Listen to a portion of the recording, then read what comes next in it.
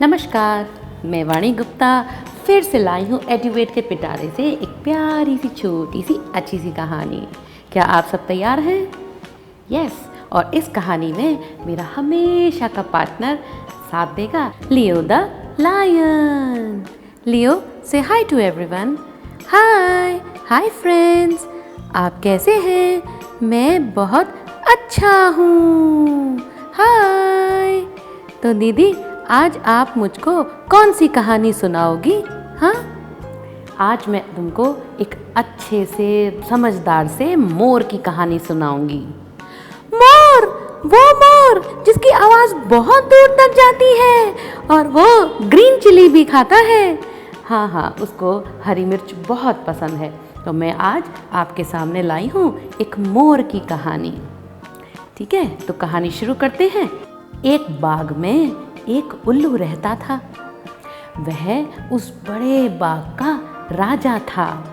अच्छा, हाँ, और वह अच्छे शासन से सही फैसले लेकर सभी पक्षियों का चहेता भी था।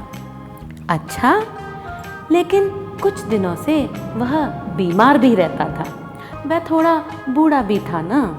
अपनी बीमारी के चलते उसने सोचा, क्यों ना मैं एक नया राजा चुन लूं जो आगे जाकर सभी पक्षियों के लिए सही फैसले ले। अच्छा, फिर क्या हुआ? उसने सभी पक्षियों को बुलाया और सभा आयोजित की।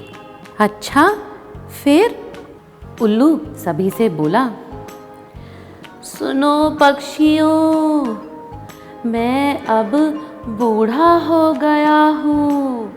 मैं अब बहुत बीमार रहता हूँ। क्यों ना बाग के लिए एक राजा चुन लिया जाए। सभी पक्षी उल्लू राजा की बात सुनकर आपस में विचार करने लगे। फिर वे सोचने लगे, कौन बनेगा नया राजा, कैसे बनेगा नया राजा, क्यों उल्लू राजा आगे नहीं बनना चाहते। इन्हीं सब बातों को लेकर वह थोड़े से सशंकित भी थे। अच्छा, फिर क्या हुआ दीदी? उल्लू राजा ने सभा में एक शर्त रखी। शर्त क्या? कंपटीशन के लिए जो एक कंडीशन रखी जाती है ना, उसको शर्त बोलते हैं। अच्छा, तो उल्लू राजा ने सभी पक्षियों के सामने एक शर्त रखी।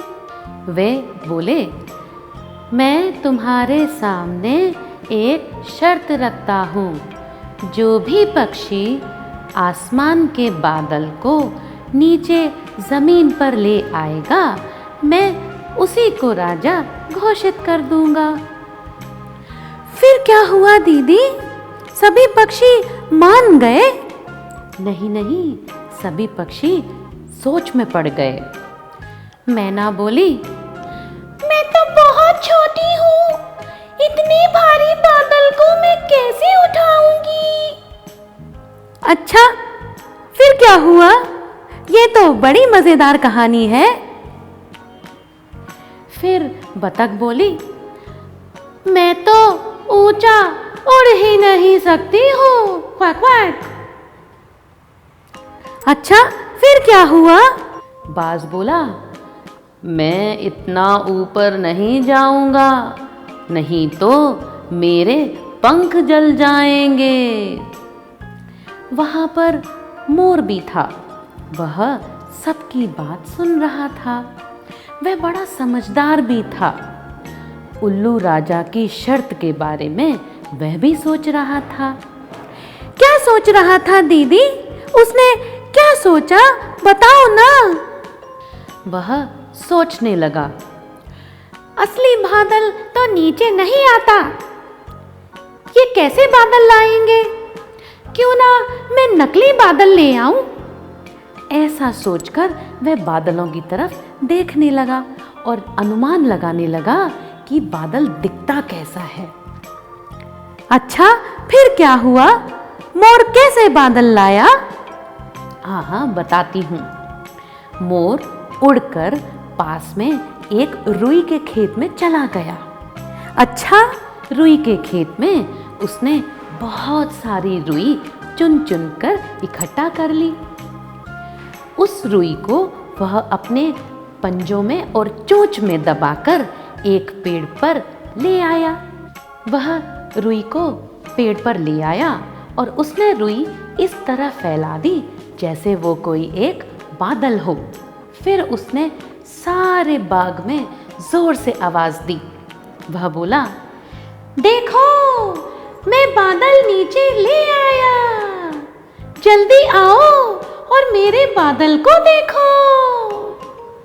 उल्लू राजा मोर की होशियारी देखकर बहुत खुश हुआ और मन ही मन मुस्कुराने लगा। उन्होंने मोर को विजयी घोषित किया और उसे ताज पहना दिया। अरे वाह दीदी, ये कहानी तो बहुत अच्छी है, मजा आ गया। मोर तो बड़ा खुश हुआ होगा ना?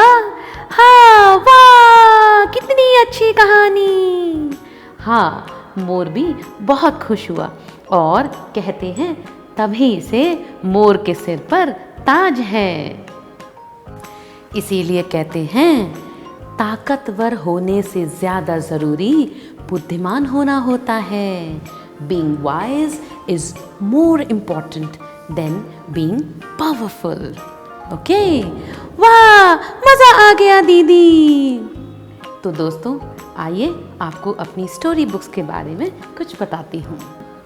हमारी इन कहानियों को आप दी गई स्टोरी बुक्स में भी पढ़ सकते हैं। ये सभी कहानियाँ आपको अमेज़ॉन पर उपलब्ध हैं। अपनी भाषा में मन चाहे कॉम्बो को बुक कीजिए और इन चिड़िया और जानवरों की और लोगों की कहानियों को एंजॉय कीजिए। इससे भाषा सीखने में बहुत आसानी होती है। एक ही बार में आप हिंदी, इंग्लिश और रीजनल लैंग्वेज जैसे बंगाली, तमिल, तेलुगु, मराठी, कन्नड़ा आदि सीख सकते हैं। इसमें दिए गए QR कोड्स में आप एनिमेशन वीडियोस को एक्सेस भी कर सकते हैं और अपने बच्चों को प्रैक्टिस भी करा सकते हैं। तो दोस्तों, आज का सेशन यहीं तक। मैं आपसे विदा लेती हूँ।